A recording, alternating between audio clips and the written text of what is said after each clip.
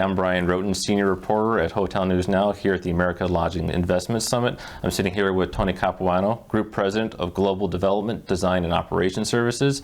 And Marriott has just announced quite the news release here about the numbers for 2019. We had quite a year. Quite a year. What seventh record year? Seventh straight record year of deal volume. All right. So break that down for me. What does that look like in terms of openings? What does that look like in your markets, your product types? Yeah, so I'll start with signings. The team signed over 800 transactions last year, represented nearly 137,000 new rooms that will add to the system in the coming years. Maybe most remarkably, every international region set an all-time production record. So some of the investments and focus we've put on our international growth are paying tremendous dividends. From an openings perspective, we opened nearly 80,000 rooms last year, and you throw all of that into the blender, our global pipeline today, for the first time ever in our 92-year history, exceeds 500,000 rooms. We have 515,000 rooms in the pipeline as we sit here today. So, tell me, what markets have you been targeting then, and what are the product types you've been putting in? Sure. Well, we obviously have a broad, diverse portfolio of 30 brands. And broadly, I think our development strategy, we want to deploy those brands everywhere our customers want to be. And so, as I said, international growth is a big priority for us. We're in nearly 140 countries around the world today. We added several new countries during the year last year. We set record growth across the Asia-Pacific region. I think one of the things that's really remarkable, we've seen a lot of the big global brand companies put a disproportionate focus on China. And while we continue to see really strong growth across China, it's not to the exclusion of some other really exciting markets across Asia. Japan, South Korea, Malaysia, Indonesia, Thailand, really remarkable results. Middle East and Africa, we also set a record. And I would say that growth was pretty well distributed between Middle East, with lots of activity in the Kingdom of Saudi Arabia, and across Africa in a diverse set of markets. In Europe, really a tale of kind of east and west.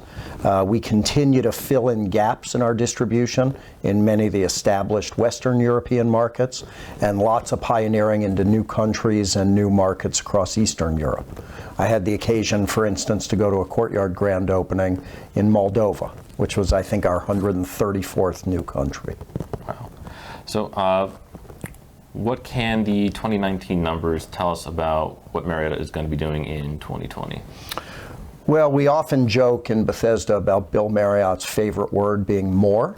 And that's I think a pretty appropriate point of view. We'll continue to try to grow the portfolio aggressively.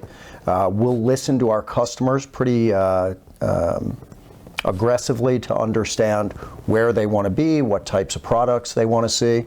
And it sounds odd given a portfolio of 30 brands, but we'll continue to probe and identify, are there any gaps in our brand architecture? I think last year when we went through that exercise, we identified that the demand for all-inclusive resorts is growing. And you may have seen mid-last year, we announced our entry into that segment. I might have seen that, yeah. And in just the first 6 months, we've already signed 15 all-inclusive resort deals, all in the Caribbean and Latin America. But we think that's a platform that has global opportunity. We're getting inquiries from Southeast Asian resort markets, from some of the Eastern European resort markets. I think that'll be a big priority area for us in the coming years. And now, as I understand it, you have recently undergone a title change to, as I understand it, continue on your relationship with the developers during their planning and construction process. Yeah, I think that's a great way to characterize it.